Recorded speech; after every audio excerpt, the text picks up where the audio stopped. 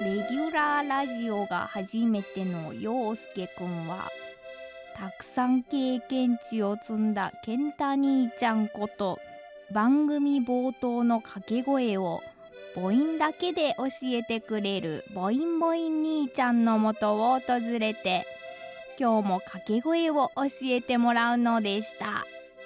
母音母音兄ちゃん。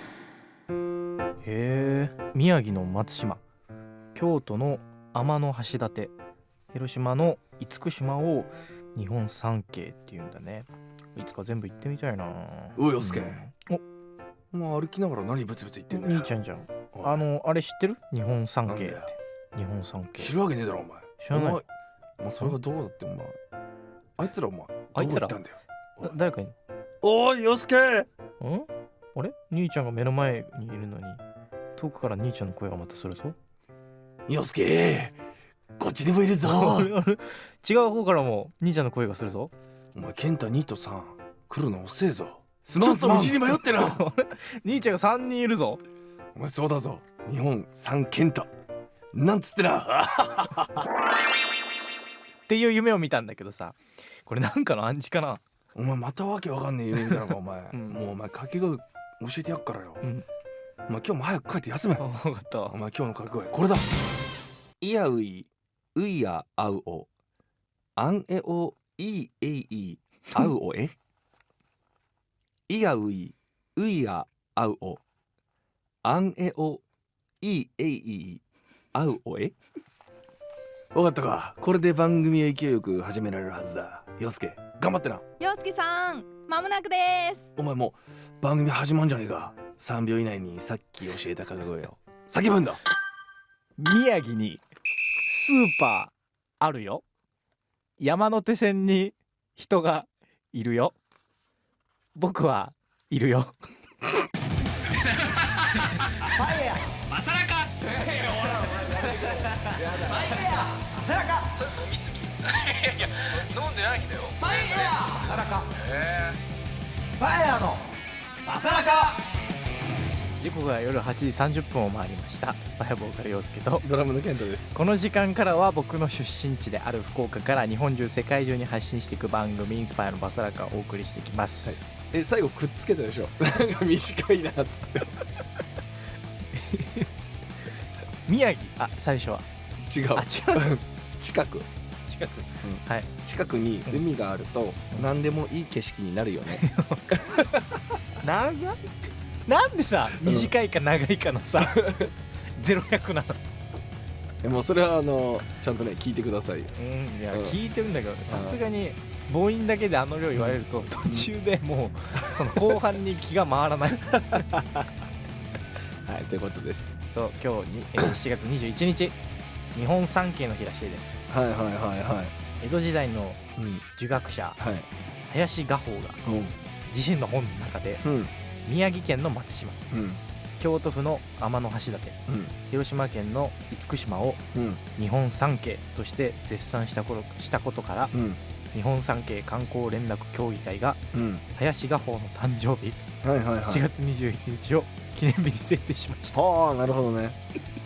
日本三景の場所に行ったことありますか？厳島神社に行ったことはあるかな。厳島は俺も行ったな、大学生かなんかの時に、そうちょうどでもちょうど引き潮の時だったんだな、多分俺行った時は。だから海に鳥居が立ってない状態。そう結構引いてた時間だから俺は満潮行けたぐらいで行ったもんね。いいね。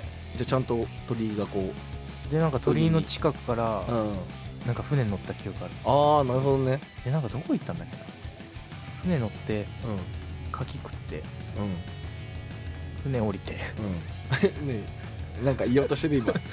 五七五七七みたいなこと言おうとしてる。鹿に餌をあげる、写真撮りうん帰っおそうか。た。鹿がいた。鹿はね、俺も記憶あるの。なんかいた記憶がある。この宮城県の松島とうん京都の天橋立は、いや行ったことないこれも。でもこんだけねツアーで行くんだったらね、いろいろとこういうところはね行く時間が欲しいですけどね。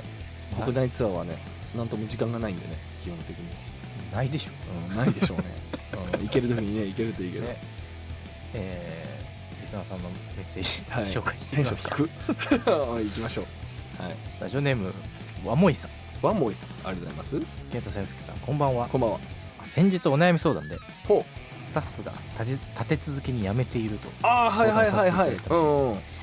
あれから上司にも相談し、困っていることを伝えたところ、ヘルプの人員や新規採用のスタッフを回していただけるようになり、ほ精神的にも環境的にも少し楽になりました。う、素晴らしい。アルバイトも新たに採用し、研修が大変ですが、これから先を見据えて踏ん張っていきます。素晴らしい。9月には初渡韓、韓国での JLT にも参戦予定ですので、その時に自分が職場を離れても大丈夫な環境を作っておこうと思います。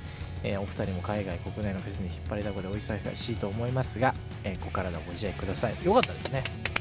素晴らしい。改善されましたね。改善して上向きになってるなら、そうね。だからここからはまあ確かにこのワモイさんがちょっと頑張って教えてっていう作業ですが、ぜひ韓国までねお休みが取れるようにしておいていただけると、確かに、はい、僕らも嬉しいです。はい。もう一件いきます。はい。ラジオネームお花みかんさん、ありがとうございます。夏祭りの季節ですね。はい。福岡はいろんな祭りがありそうですね。しかし私が住む地域は夏のお祭りがあまりありません。ほう。なので夏休み前に開催される高校の学校祭学校祭の思い出が夏のお祭りとして記憶に残っています。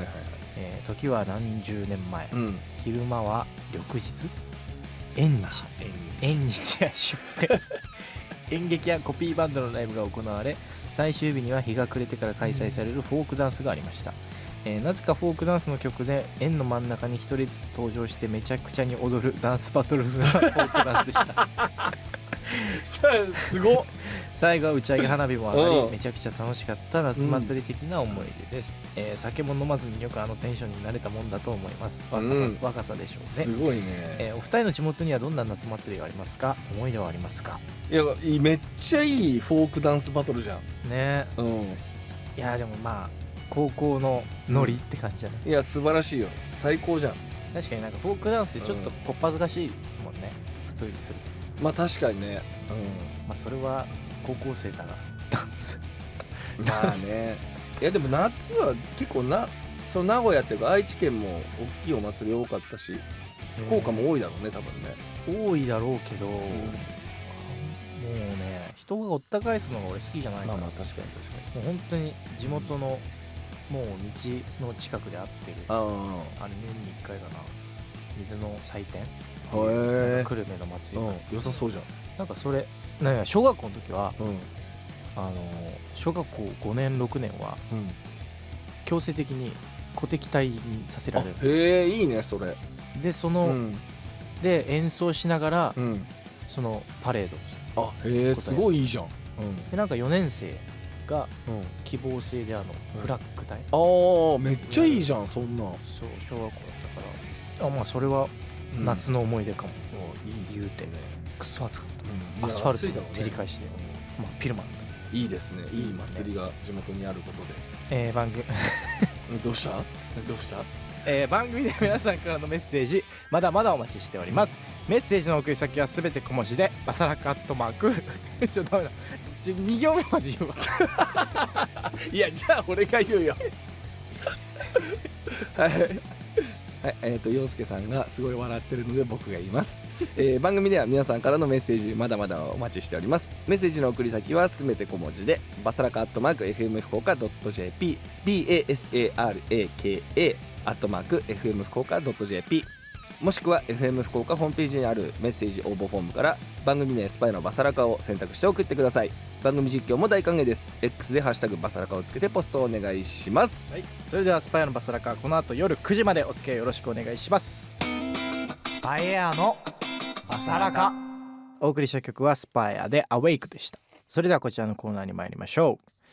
友達の話なんですけど、このコーナーは皆さんの周りにいる友達から聞いたことを送ってもらうコーナーです。僕らは決していやそれあんたの話だろなんてことは言いません。ぜひ友達から聞いた恥ずかしい話教えてください。ということで今週もたくさんいただいてますよ。ありがとうございます。ラジオネーム、なりさん。はい。陽介くん、健太さん、こんばんは。こんばんは。疾走感のあるアウェイク、私の中で何かが覚醒しどこへでも立ち向かっていけそうな気持ちになれておにりぴしています。ありがとうございます。そんな新曲アウェイクについての友達の話なんですけど、ほその友達はアウェイクが初披露された5月14日のライブに行けず、お留守番組でした。う、ライブ終了後 SNS で感想を見ていると新曲披露という投稿を発見、家の中で拍手喝采しお祭り騒ぎ。小5と中1の子供たちにお母さん落ち着いてと聞かれるほど大喜びだったそうです。そして公式から曲名がアウェイクと発表されました。ここで事件です。友達はなぜかあわけ今回の曲名はあわけなんだ、どんな意味なんだろうと本気で考え始めたそうです。さらにはアウェケアウェイクどっちとそのまま SNS に投稿してしまいましたするとフォロワーさんからアウェイクだよ、陽介もそう言ってたよ、目覚めるって意味だよと優しく教えてもらい、普通に考えたらアウェイクなのになぜあの時あわけなど思い込んでしまったのでしょうか。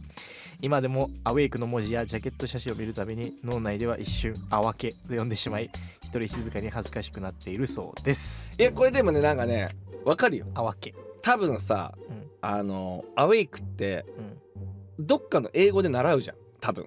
習うね。その中高大わかんないけど、その時にスペルをさ、そうね、あわけって多分変換しちゃうじゃん、日本人だったら、スペルを覚える時に。確かに確かに。そうだ、なんだこれで言うとピープルとかもそうじゃん。ペアプルみたいなさ覚え方、そのスペル通りにさ一回こうカタカナ変換して覚えたりしない？アウェイクってそれに俺当てはまる気がしちゃってて。いや確かにその、覚え方あるし、俺レストランとかレストアウラントってレストアウラントって確かにねはいスペル難しい、難しいやつね。ジェニュエリギター、グイターね。そう俺それの延長だと思うんだよね。だから単純にアウェイクって見た時になんか、このスペルを変換する、日本語としてあわけって出るじゃん、これ。出るあわけ。だからそれがその喜びと同時に来てるからあーってパッて見たらあわけって多分焼き付いちゃったんだと思うんだよね、その脳みそに。確かにね。まあそれはあるよね。あると思う、これは。確かになんでってなるけど、その時の多分興奮とか、とこのパッて目に入ったものを一瞬日本語に変換しちゃってそれが脳みそに焼き付いてあわけなんだみたいなね、落ち着いてみればアウェイクなんだけど、それでは聞いてください。あわけ言わないよってね。まあでもね、もう衝動でしょうがない、これはかわいい間違いだ。もう一回いきます。はい、続いていきましょうか。ラジオネームいくみさん。陽介さん、健太さん、こんにちは。これは友達が中学生の頃、部活の友達と話していた時のことです。ちょうど、自販機のそばで喋っていたのですが、手持ち無沙汰だったのか、自販機のボタンを何気なく触りながら、ボタンに触れていたところ、触れてたのね、自販機のボタンを触ってた、ボタンをガコンという音が聞こえたのです。自分も友達もお金は入れてないのに、なぜだと思って、自動販売機を見るとすぐに謎が解けました。そう、全く知らない人がお金を入れて飲み物を買おうとしていたところに友達がボタンを押してしまったのですすぐに謝ったところ、飲み物を買おうとしていた人が、心の広い人で揉め事にならずに、事なきを得ました。これを機に、用もないのに自販機とか他の人が使う何かがあるところで喋ったりたむろったりしないようにしようと思ったそうですあるそんなこと？これかわいそうだね。嘘みたいな本当の話だね、これ。いやでもすげえなね。残りのこれで絶対にコーラを飲むんだって人と当たらなくてよかった。本当だよね、それマジそれね。出てきたの水とかじゃなくてよかったよね缶コーヒーブラックとかねめちゃくちゃ銭湯風呂上がりで残りの小銭これしかないでもコーラが飲みたいホットコーヒーとかね最悪だよ、出てきたらね。いや、これはもう本当気をつけましょう。これは確かに面白い。そういうところでまあね、サワサワすんのやめようね。しないようにしてください。これはなかなかですわそんなことあるかいということでこんな感じで皆さんが友達から聞いた話を教えてください、僕らは決していやそれあんたの話だろなんてことは言いません。ぜひ友達が言っていた恥ずかしい話を教えてください。皆さんが友達から聞いた話お待ちしています、それでは、今日はラジオネームいくみさんの友達の話からこちらを選曲しました、グループ魂で君にジュースを買ってあげる。買ってあげたわけじゃないんだけどねこれ勝手に買ったんだけどね。スパイエアのバサラカ。お送りした曲はグループ魂で君にジュースを買ってあげるでした。陽介健太のお悩み相談。この時間からはリスナーの皆さんから送られてきたお悩みに答える陽介健太のお悩み相談です。今週もお悩みいただいてます。はいよ。ラジオネームミルクティーさん。はい、ありがとうございます。陽介さん、健太さん、こんばんは。こんばんは。私事ですが、はい、先日誕生日を迎えました。おめでとうございます。初めてのスパイアのライブは JLT2011 で、当時は14歳でしたが、気づけばもう29歳です。周りは結婚出産ラッシュの中、自分は30歳目前で、あの頃から何も変わらずオタ活をする日々、お二人に相談なのですが、このまま趣味を第一にしていいのか不安になってきましたいつまで趣味に没頭していいのか、また20代のうちにやっておいた方がいいこととあればアドバイスお願いします。いやこれその聞くっていう違うっていう俺らは、いやオタ活した方がいいよ言うしかないよいやでもねこれはね、俺思うけど、この年になって、思うんですか。結婚出産する人はする、まあね、何をやってようと、でこれオタ活してるとかしてないとか関係ない、正直。もうそれがもうやってる人でもオタ活とかね、結婚してる人はいるし、もちろん出産をして子供を育てながらオタ活してる人もいっぱいいるし、そうだね、まあバランスだよね。だしなんかこのオタ活とか自分の好きな趣味に没頭しすぎて、結婚できてないっていう、って思うのは、甘えだっていうのを自覚した方がいい、みんな。というと自分の趣味を理由にするなと。そのなんだろうな、結婚できない、まあお付き合いできない、出会いがない、っていうのはそれと別切り離さないと。まあね、そうオタ活とか自分の趣味は関係ないと。それはあくまでも趣味だから。そう趣味だから、そうそれ関係ないから、その焦っていることは分かるけど、それを自分の趣味が理由だってしちゃうと、さらに追い込まれていくから。確かにね、趣味も楽しめなくなってしまうし、そうそれはストレス発散だから。そう人間関係を作る時も、そうやって趣味が変に邪魔する思考になっちゃうから、そうマインド重要だから。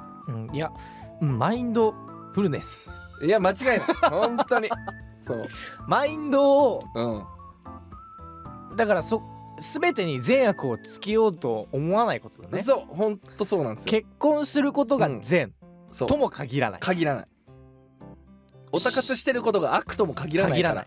そう、だから一回それ切り離すべきであって、結婚をしたいとかって思うんだったら、それはそっちのこう多分ベクトルの話があって、でオタ活とか趣味っていうものに関してはそのベクトルの話があって、だから別にやめなくてもいいと思うし、結婚したいんだったらそっちの方向で多分こうどうにか生かしたりとか、人に出会ったりとか、そういうものがあると思うから、ここを一緒にしない方がいいと思うな、これは。そうだね、そこを一緒にして、まあでも結婚を絶対にしなきゃいけないっていう法律ないしね。そうなんだよね。そう別にないから、したい時にすりゃいいと思う。これで無理して結婚して、違ったってなるよりかは、そうね、本当にこの人と生涯を共にしたいって思った人っているから、多分、きっとね現れるでしょう。だから無理して探す必要ないし、まあ無理してしないならする方法もあるしね、きっと。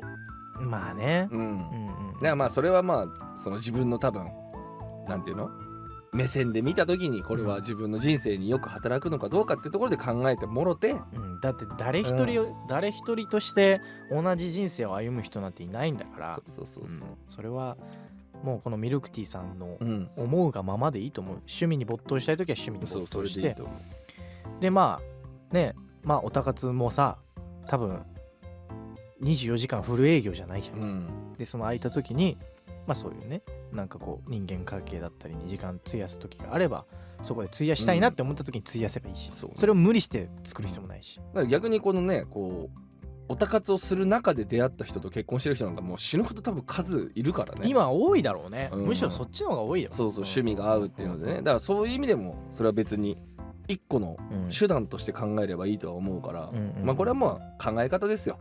ね、うんそこをポジティブに考えていこそう、うんなんか何かをマイナスにしない。そうう。うん。そ頑張れ全部頑張っていこう。頑張ってください。もう一回いけますよね。はい、はい、じゃあもう一回いきましょう。ラジオネームアナゴさん、はい自分は担任と仲良くしたいと思っています。はい、担任も自分もスパイアとバイクが好きなんですが、おーはいどうやって話しかければいいか分かりません。はい、お二人だったらどんな風に話すか教えてほしいです。学校の担任の先生ってことかな。そうね、ん12歳から14歳ということなので中学生かな。はい。どうやって話しかける？どうだろう。別に普通に今給食なのかな。給食はあるんじゃない多分、ねその特殊な公立だったらあると思うよ。うん私立のとかじゃない限りはあるとは思うけど、でも先生にさ、うん宿題とかさなんかそういうの聞きに行ったりしないのかな。するするよね多す分。るっていうか、この期限提出いつですかとかさ、普通のその授業に関したことって多分あるよね、先生に話しに行くの。てか俺もう一個ショックだわ。何？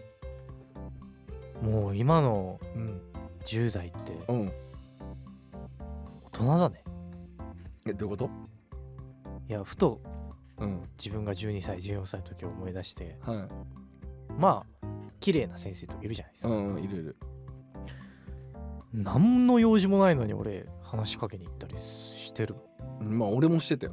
普通に職員室行ってたもん俺、先生に話しかけて。用なしでしょ。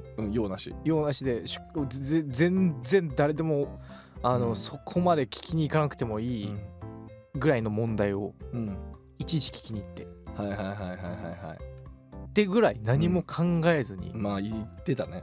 もう無邪気に。いやそれはなんかあれじゃない。どっちかっていうとその今でもいると思うよそういう人は。特に男子に多い気がする。でもなんまあうんそれはやっぱさまああれか、うん地域差もまああるだろうし、まあ性別ももちろんあるだろうし、その脳の作りとしてさ、やっぱ多分アナゴさんみたいな子って危機管理能力が高いのよ多分。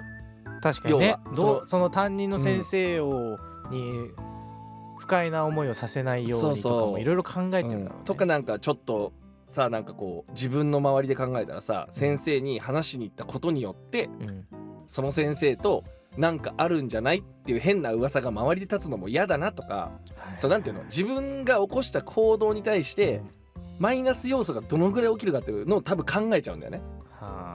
でも人間としては素晴らしいことじゃん。ここ自分がこれやったことによって交通事故が起きるかもしれないとかで危機管理だから一緒のことだからこれ多分。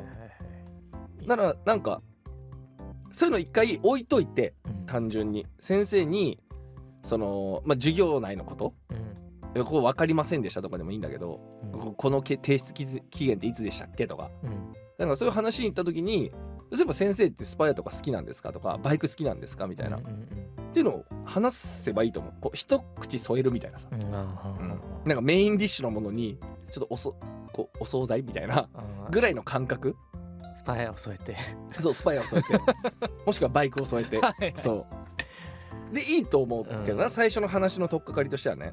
いやすごいね。でもそこまで考えれてる。で陽介とか俺みたいなタイプはアホなの何も考えてないからそうだちょっとあの先生と話したいと思ったらそのままで動くの。そのままで動いちゃうから危機管理能力はないのよもう何も、ノーガードでノーガードだからガツガツ突っ込んでいってるようなもんだもんね。だからすぐ交通事故に遭うタイプなのよ本当だよ。そうすぐ引かれちゃうから。本当いや本当だもん。だってもう本当に俺中高嫌われてたもんな。多分自分で思うまあしょうがない、それもね、それ経験だから、だからそういう人にしかできないやっぱ経験もあるし、これアナゴさんみたいな危機管理能力の高い人にしかできない体験もあるから、とかまあなんかちょっとグッズちらつかせるとかね、バイクのなんか。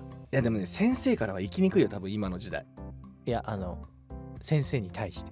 いやだからさ、先生からうんその生徒に対して私的なことを聞きにくいって今、そうなんだ。絶対コンプラ意識高すぎるぐらい高くなってるもん、学校側が。だからやっぱ生徒側から行かないと多分、今まあ生徒側からさ、そうだから添えるのが一番いいんだよ、見てくださいこのキーホルダー。そうそう、それだ無理。それダメアナゴさんのこう人種はいけない危機管理能力高いからやっぱじゃなくてやっぱ添えるのが一番いい先生すいません、さっきの授業なんですけど、これ分かんなかったんですけどこれ何ですかって、これはなって教えてくれるじゃん。そういえば先生ってバイク好きなんですかって、もうその一言でいい、その一言最初に言ったらもうその後はもう大丈夫だから。まあそこのナチュラル具合の調整はいるけどね。そうちょっとわざとらしくならないようにっていうのはあるけど、最初に取っかかりとして一発ジャブを打っとくっていうね、そしたら認識されるからね。そう先生も話しかけやすくなるから、それで行ってみよう。頑張ってください。頑張ろう。ということで番組では皆さんからのお悩みも募集しております。小さなお悩みから大きなお悩みまで幅広く募集してますので気負わず送ってみてください。皆さんからのお悩みお待ちしてます。スパイアのバサラカ。お送りしているのはスパイアで Just Like This 2025より Chase the Shine です。今日はこの曲に乗っかりながらエンディングです。いやもうそういうコンプラとか、もう怖いね。もう、まあ怖いけど、でもなんか最近なんか思うのは、コンプラがどうしても気にしなきゃいけない職業の人っているじゃん。その先生もそうだし、まあ会社のね上司的な立ち位置に当たる人とか、ね、上司の人とかさ、なんかそういう、それこそもう今だとさ、救急隊の人も多分コンプラって気をつけなきゃいけないじゃん。そのだって心臓止まってる時に心臓マッサージしただけでこの人は胸を触ったって訴えられてる人がいるぐらいだからもうさ、何この救急隊とかさ、そういう命を扱う人たちがもう自分の首覚悟で女の人の女性が倒れていた時にね、男性が救急で駆けつけましたの時にもう自分の首を覚悟して胸を開けなきゃいけなくなってるわけじゃん今もう。そうだね。おかしいけど、でそれをしなかったら今度また、あれでしょ、要は、訴えられるとかいうより、救急隊員としてクビになる、もうそれはどういうことっていう風になっちゃうからさ、もう、なんか世の中的にはおかしいけどどうしてもそれを意識しなきゃいけない人たちもいるんだなっていうのをやっぱこう意識しだすと、なんかこうね、こっちも優しくなれるよね、なんかいろいろと。なんかもう全てにおいて、これが一個思うのは、全てにおいて余裕を持てば、心に余裕をね、持てばそういうコンプラとかも気にしない世の中になるんじゃねって思う。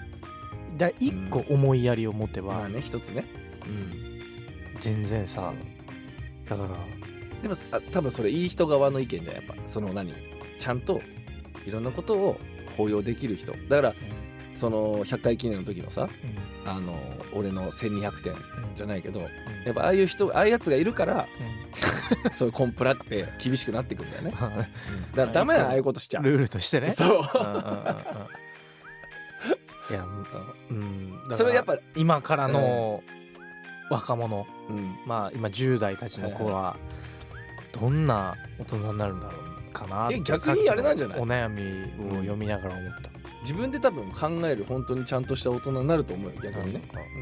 多分なんかまあむしろなんかコンプラって言ってる世代の方がなんかちょっと上な気がするもん。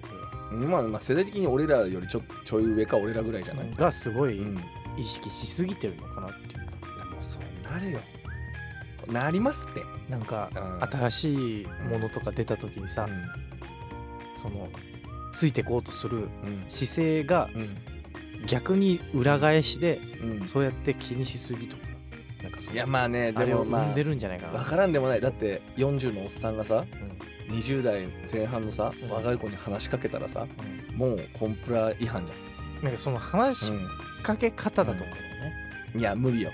もうだってどういう人がいるか分かんない、なんかさコンプラを意識しすぎると、逆になんかすごい丁寧で気持ち悪い感じで伝わる、だから話しかけないよこっちは。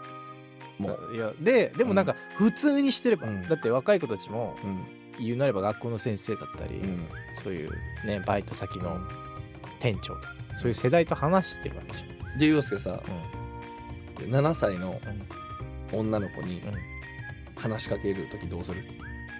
すごいコンプラ意識しない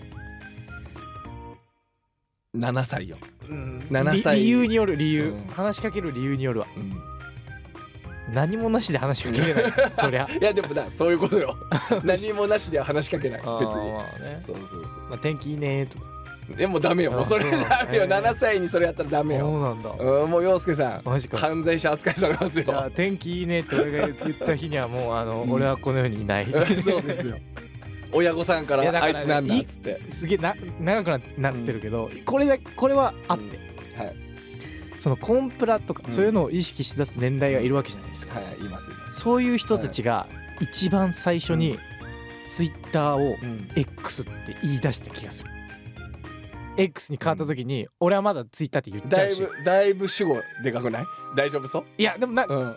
傾向でも傾向っていうか多分その年代が要はみんな現ツイッター X X ね XXXX、はいはいそんで俺さ、うん X にあれ一時期アップデートしてなかったからずっとツイッターのままだった、うんなんか X 何みたいうんなって思ってた時もあったから、でもなんかね同年代俺の友達とか周りの人、うん同じぐらいとかまあ言うて年下の知り合い友達も多いから、うんみんなツイッターっていううんそれはうん俺の偏見。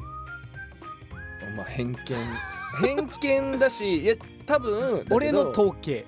うんまあ単純にツイッターを使ってる年代っていうのが要は俺ら側に多いっていうのと、あとは20代ぐらいだと変化に対して一回反発したいじゃん、全てのことにまあ、反発してるじゃん、まあね一回うん何これって、なんかツイッターはツイッターだしみたいな、でそのプライドはもうないんだよね。35ぐらい超えてくると、もうそうなんだあるものを、別にX ねみたいな、はいはい X ダサとかそういう感覚がないから基本なるほどね。そうだからまあ受け入れやすいっていうのもあるかもしれないね。そうあとはまあもちろんそういうついていかなきゃっていう気持ちもあるかもしれないし、まあただ主語でかいよ多分あなたの周りだけですっていうまあ俺が周り生きてる中でうん感じたことだね。そうねなんかまあそうそうそうそう実際どうかわかんないけど、何の話してかって忘れてるでしょ絶対に本当にすいません長くなるお知らせしてください。お知らせです、はい今年のジャストライクディス2026は、日本と韓国での開催です、Day1 韓国は9月5日土曜キンテックス第2展示場公面広場、い Day2 日本は9月26日土曜日山梨県川口湖ステラシアター、はいそして、現在アニメ追放された転生中騎士はゲーム知識で無双するオープニング主題歌アウェイク配信中です。はい8月5日には CD リリースも決定しています。皆さんぜひ手に取ってみてください、お願いします。今日もたくさんのメッセージありがとうございました。番組では皆さんからのメッセージまだまだお待ちしています。はい、メッセージの送り先はすべて小文字でバサラカ@fm 福岡 .jp basaraka @fm 福岡 .jp もしくは FM 福岡ホームページにあるメッセージ応募フォームから番組名スパヤのバサラカを選択して送ってください。来週は陽介の誕生日直前おめでとうメッセージも待っております。はい、番組実況も大歓迎です。 X でハッシュタグバサラカをつけてポストお願いします。そしてこの番組は YouTube や音声配信サービス Spotify やラジコでポッドキャストも公開中です。再編集版の番組本編や番組収録前のアイドリングトークなども配信してますし YouTube の方では字幕付きで多言語翻訳も対応してますので世界中のお友達にどんどんお勧めしてください。